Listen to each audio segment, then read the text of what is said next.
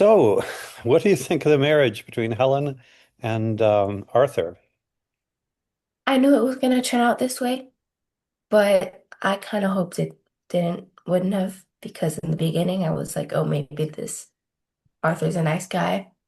But after the conversation he had with Helen about Lord Loughborough, is that how you pronounce his name? I'm not sure. Then I Hmm. knew it was gonna be bad. What For led sure. you to what led that? How did that conversation convince you it was going to be bad? Well, they were talking about Lord Loughborough's alcoholism and how he decided to go sober, but um Mr. Huntington was the primary source of that alcoholism and like kept for pushing him to keep going and keep drinking, which is obviously not good. Hmm. And if I had heard that, I would have been like, "You did what?" Hmm. And even though he's like, "Oh, but I love you so much, I'm not going to do anything like that again." I feel like there are just some things you can't get past, but maybe that's just me. I don't know. What do you make of the aunt to go backwards? The aunt was very, very much against Helen marrying this guy. What do you make of the aunt's warnings and then Helen's failure to abide by those warnings? In the beginning, I didn't really care too much for the aunt's warnings because I thought they didn't have any evidence to them. Like she was saying that um he hangs around he hangs around bad people from what she heard. Now I know that's true.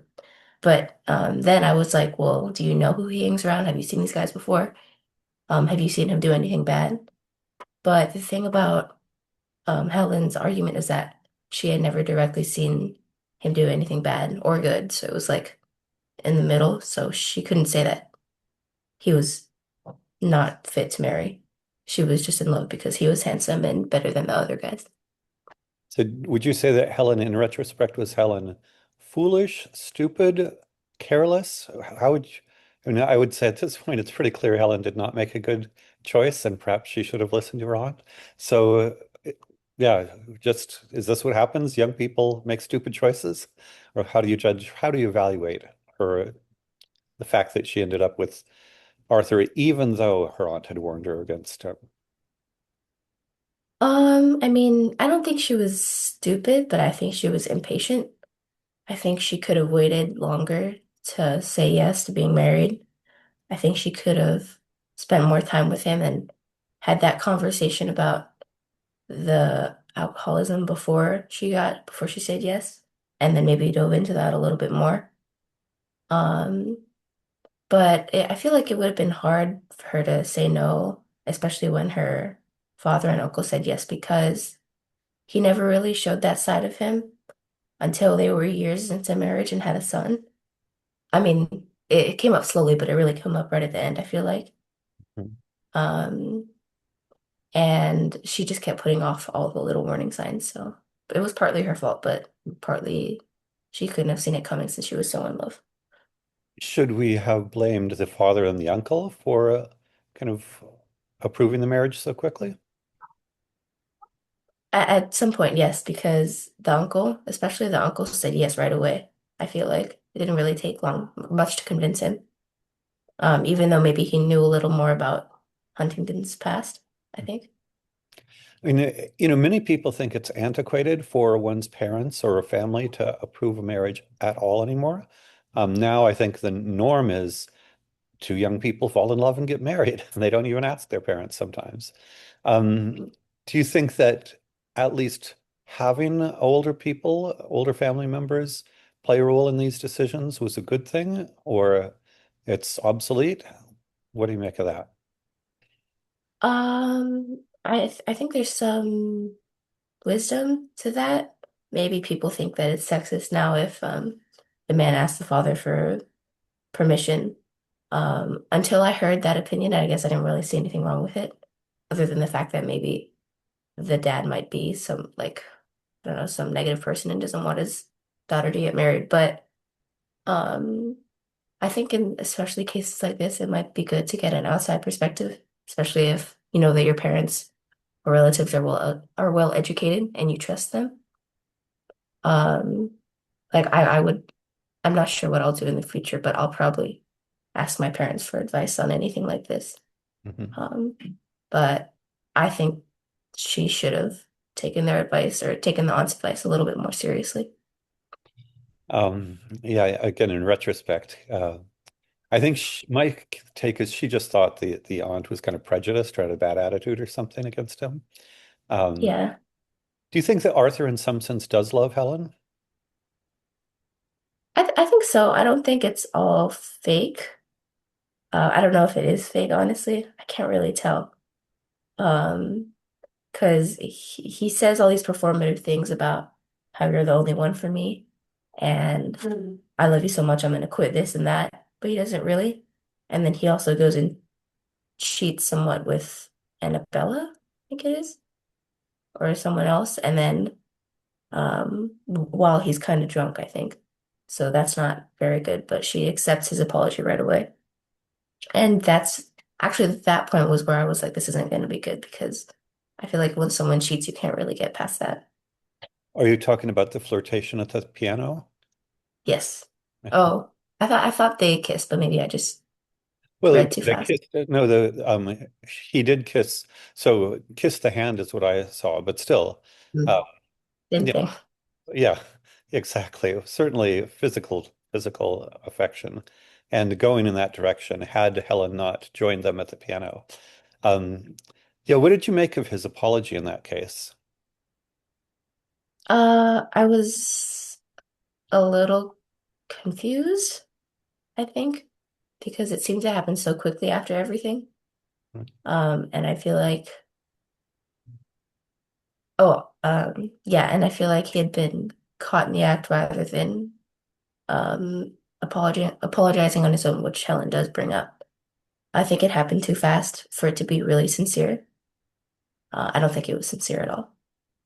Well, in some ways, he kind of excuses it and says it's harmless. Would Yeah, you buy that argument that, it's just harmless fun? no, it's not harmless fun. I disagree. Do you think that Yeah, Helen should have been harsher with Arthur earlier? absolutely. I think so.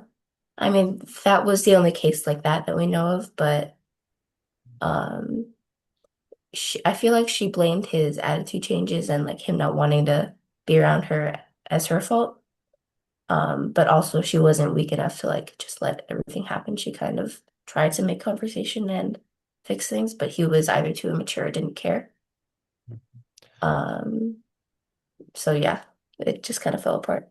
What about kind of disappearing for months at a time and barely writing to her and all of that? Um, I guess to some extent, I'm not. We know from the beginning of the book that she ends up separated from Arthur, with her little Arthur.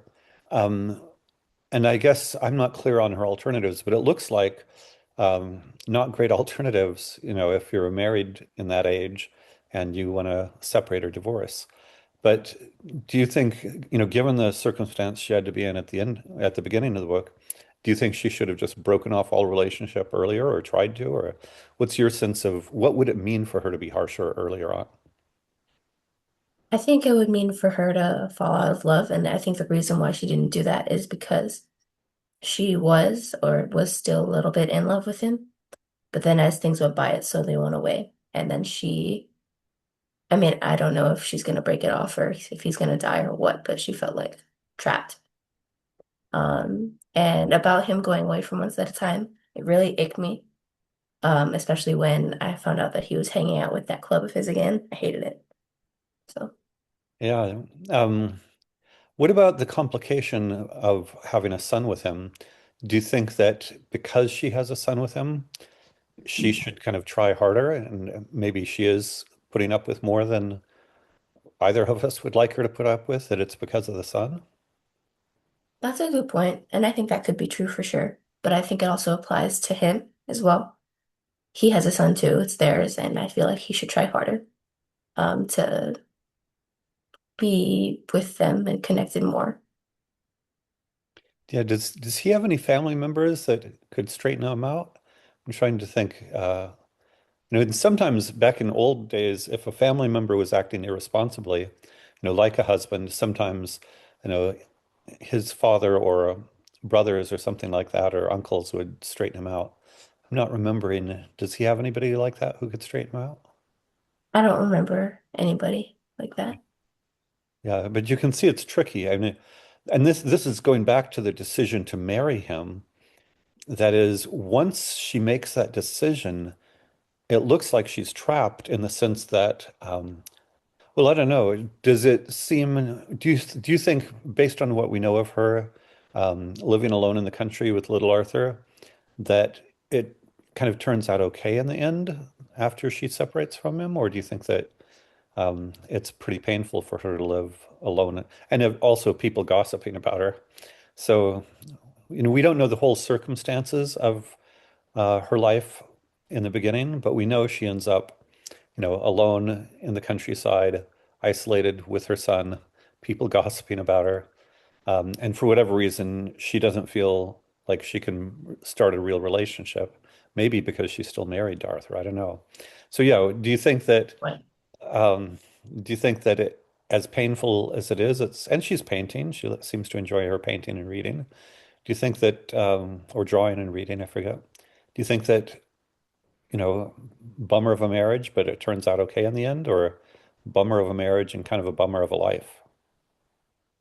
Well, for now, definitely bummer for marriage, and then sort of bummer for life. I mean, I don't know what's gonna happen with Gilbert in the end, but at the moment, she seems like her personality has shrunk down. She's very reclusive and not very talkative.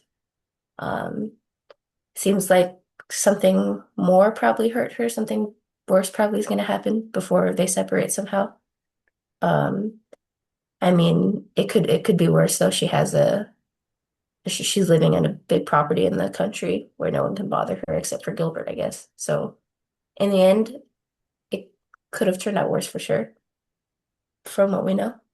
Yeah. But I don't know yeah, if you've heard the expression a slow motion train wreck, but it does look like the fact that she still wants to love, she wants to hang on to her love for Arthur despite everything, I would say is kind of painful to watch.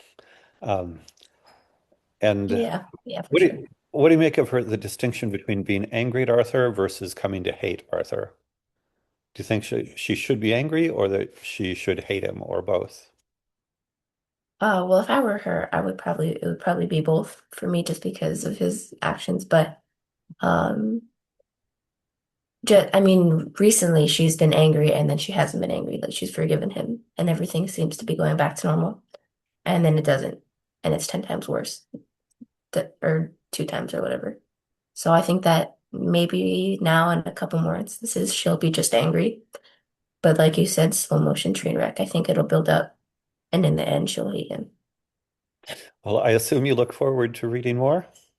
Yes, I do. And it is as an author, it is a compelling narrative strategy. Yeah, Yeah, because it's not in some ways it's not fun to read, but you want to keep reading to see how yeah. bad does this get. It's going to get bad. Um, Poor Helen. In any case, delightful to discuss it with you, and we'll figure out chapters for next time. And you have a competition coming up soon, right? That's right. Yeah, actually next Sunday, I do have one. I Okay. don't think it'll be, or actually Austin time is ahead of me, right? Yeah. I'll have to figure that out with you on WhatsApp, Okay. but I'll let you know. All right. Well, I love the posters for your competition. So go Alana. All right. Thank you. Thanks. Yep. Bye-bye.